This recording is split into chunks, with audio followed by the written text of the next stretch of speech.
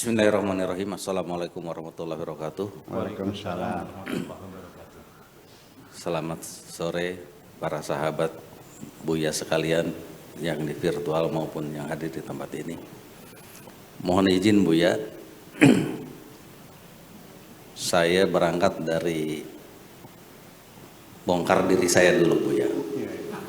Saya hadir di sini untuk ngaji ini bukan sekedar untuk nyari informasi, baik informasi yang saya belum tahu maupun informasi yang sudah saya tahu sedikit ingin nambah tahu. Tapi lebih jauh dari itu, saya hadir di tempat ini atau ikut ngaji Buya, ikut kajian ini, saya ingin mencoba memasuki dunia batin dari kitab yang Buya gelar. Barangkali saya bisa masuk celah-celah kebenaran yang terkandung dalam kitab itu maupun dalam kitab-kitab lain yang pernah Buya jelaskan. Dalam perjalanannya, saya makin mengenal keagungan Allah, makin sadar akan kewajiban dan keterpanggilan untuk mengabdi kepada Allah, bahkan diperkenalkan dengan dalil-dalil kebenaran tentang keberadaan Allah, di mana pada ujungnya, kalau tidak salah pada 1 hari yang lalu, bahwa semua kebenaran-kebenaran yang didalilkan kepada dalil logika itu semua hanya upaya tentatif yang sifatnya sementara sebelum kita mengenal misteri yang sesungguhnya yang terjadi dalam kehidupan ini. Kira-kira gitu yang saya tangkap dari Buya.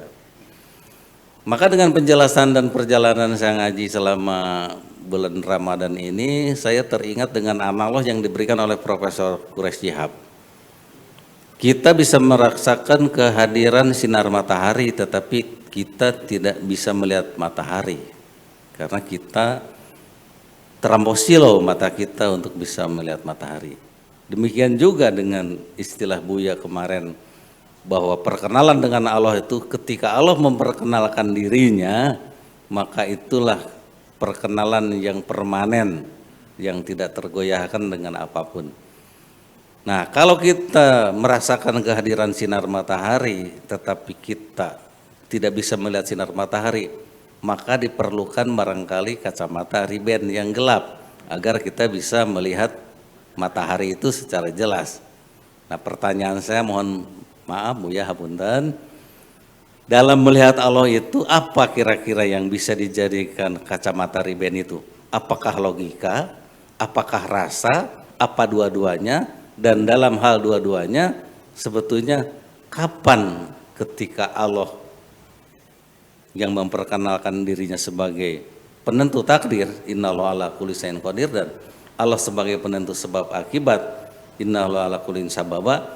Karena menurut Buya kemarin, dalam diri manusia selalu ada ruang gelap, di mana ruang gelap itu ada ketidaktahuan, ada pilihan. Terima kasih Buya. Assalamualaikum warahmatullahi wabarakatuh. Waalaikumsalam warahmatullahi wabarakatuh. Begini, ada orang kenal saya karena ada orang yang memperkenalkan saya. Orang yang sudah kenal saya itu memperkenalkan saya. Itu biasa begitu, merekomendasikan. Itu terjadi. Jadi artinya dari sejak awal juga saya mungkin sering mengatakan berkali-kali.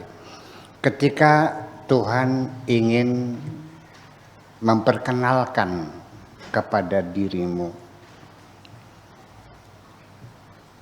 Tuhan akan memberikan kesempatan kepada kamu untuk berkenalan dengan orang yang sudah kenal dengan Allah. Yang disebut mursyid, syekh atau waliullah, dan nanti dia yang akan memperkenalkan. Tapi kalau Allah ingin menyesatkan kamu, kamu akan diperkenalkan dengan mursyid dalban, yang nantinya ngajak cari merah delima, ngajak cari apa, pring petung ya kan, samurai ya kan, nggak tahu lah, menggandakan uang. Itu awalnya sebagai mursyid. Jadi artinya, tetapi nanti walau bagaimanapun ketika yang memperkenalkan itu adalah pihak ketiga, orang yang sudah kenal Allah, termasuk wali, termasuk nabi, itu masih ada kesempatan pengingkaran lagi. Orang-orang yang sudah kenal Tuhan melalui Nabi Musa baru ditinggal 40 hari saja. Begitu pulang Nabi Musa, mereka sudah menyembah sapi lagi kok. Menyembah anak sapi, betul nggak? Jadi di pesantren di sini umpamanya, mungkin nggak setelah saya mati santri saya pada murtad lagi? Mungkin nggak? Mungkin nggak? Mungkin. Itu satu. Kemudian namanya pihak ketiga yang memperkenalkan Tuhan kepada saya, walau bagaimanapun tetap orang itu terikat dengan dua faktor yang tidak bisa dihindari, yaitu subjektivitas pada dirinya dan relativitas kebenaran itu sendiri. Ya, sehingga nantinya apa yang dia terangkan itu adalah versi dia. Betul nggak?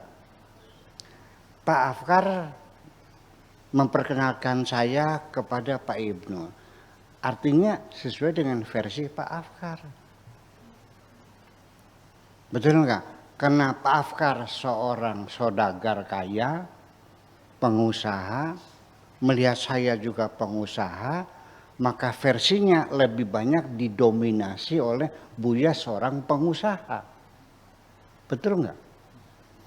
Karena yang memperkenalkan itu Profesor Dedi Zubedi, yang notabene seorang intelektual, dia akan memperkenalkan kepada Pak Ibnu dari sisi intelektualitas Buya Sakur Yasin. Betul nggak? Jadi orang yang menerangkan Tuhan kepada kita juga versi masing-masing.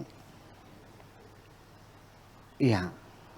Jadi ada yang memperkenalkan Tuhan dengan kemujizatan, dengan kesaktian, dengan lautan dibelah, dengan tongkat menjadi ular, dengan bayi bisa bicara. Saya tidak perlu itu semuanya. Bukti-bukti kejuan nggak perlu, itu sudah selesai. Hanya tinggal cerita. Apa yang kita manfaatkan dari Nabi Musa membelah lautan untuk saya nggak ada manfaatnya kok. Apa sih untuk saya? Itu kan cerita sudah selesai. Nabi Yusuf bertanya kepada seorang bayi, siapa yang bersalah, Zulekha atau saya? Kata bayi, kalau baju yang sobek depan kamu yang salah. Kalau yang sobek baju belakang Zulekha yang salah. Sudah selesai dengan cerita. Untuk kehidupan saya nggak ada manfaatnya kok. Yang ada adalah warisan spiritual peninggalan Kanjeng Nabi Muhammad dalam konsep kehidupan. Itu yang saya pakai, yang bermanfaat untuk saya. Betul nggak? Bedakan persoalannya. Jadi artinya nanti dalam pengenalan Tuhan sendiri juga satu ditentukan oleh informernya sendiri, pihak yang menerangkan, dan kemudian pihak yang diterangkan tablonya juga dia akan punya kapasitas bagaimana menangkap sinyal-sinyal itu.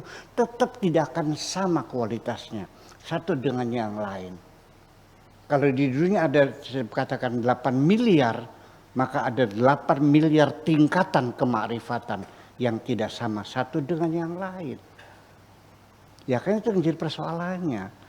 Jadi pada akhirnya nanti pada kemakrifatan yang paling tertinggi pada akhirnya adalah ketika kita sudah merasakan ketiadaan kita. Yang ada hanya Allah saja. Kita hanyalah bayang-bayang saja. Kita ini seperti longan. Kita ini seperti longan tuh kolong ya. Kolong. Ya. Jadi yang ada itu adalah ranjang. Kolong itu adalah akibat dari. Ya, dia ada tapi adanya nisbi. Keberadaan kita ini adalah keberadaan yang sifatnya adalah nisbi. Jadi artinya, tapi jangan diterusin, jangan kata Buya Sakur Tuhan itu seperti ranjang, ya tidak juga. Iya, yang ada ranjang, betul nggak? Ketika dipasang ada kolongnya, ketika digulung ranjangnya kolongnya hilang nggak? Kemana hilangnya? Jadi kolong itu adalah ada nisbatan ila ranjang. Kita ini, wujud kita ini nisbatan ila wujudihi. Jadi sebetulnya yang ada itu hanyalah Allah. Kita ini hanya kolong, hanya bayang-bayang kok. Bayang-bayang ini selalu mengikuti kita. Kemana kita pergi, bayang-bayang selalu kita. Tetapi bayang-bayang akan hilang ketika kita masuk dalam ruangan gelap. Paham, Mbak? Nah, itulah persoalannya. Jadi pengenalan Pak Dik-Dik sebagai seorang perwira tinggi dengan pengalaman yang panjang, pernah jadi Kapolda 2 kali, ya kan? Tentu ini modal kepada pengenalan Tuhan tentang karakter manusia yang bermacam-macam, bagaimana mempelajari ya modus operandi para penjahat-penjahat itu semuanya ilmu pengetahuan yang bisa mendukung bahwa oh ternyata wallahu khairul makirin, Allah itu maha makar luar biasa. Jadi mungkin orang bisa mengenal kebesaran Tuhan dari sisi makar, mungkin orang bisa mengenal Tuhan dari sisi keindahan. Ya, Pak Embi sebagai seorang budayawan mengenal Tuhan dari sisi budaya. Saya mengenal Tuhan dari sisi filosofis. Pak Afkar seorang pendidik mengenal Tuhan dari sisi pendidikan. Semuanya bisa menghantarkan kita kepada mengenal Tuhan. Pak Didik nggak usah kecil hati tidak jadi kiai karena dulu tidak mesantren. Anda punya kesempatan yang sama untuk mengenal Tuhan Anda. Terima kasih. Baik, Pak Didik, demikian penjelasan dari Buya tentang instrumen bagaimana untuk melihat atau mengenal Allah secara detail, dan tadi Buya sudah menjelaskan begitu panjang lebar.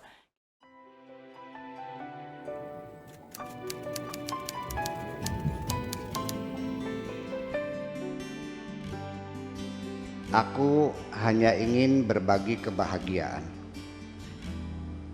dan tidak menggurui siapapun. Terlalu sulit bagiku untuk menyalahkan siapapun. Akan tetapi apabila ada orang yang ingin mengisi raporku, tentu aku sangat gembira sekali. Dan kujamin aku tidak akan sakit hati sedikit.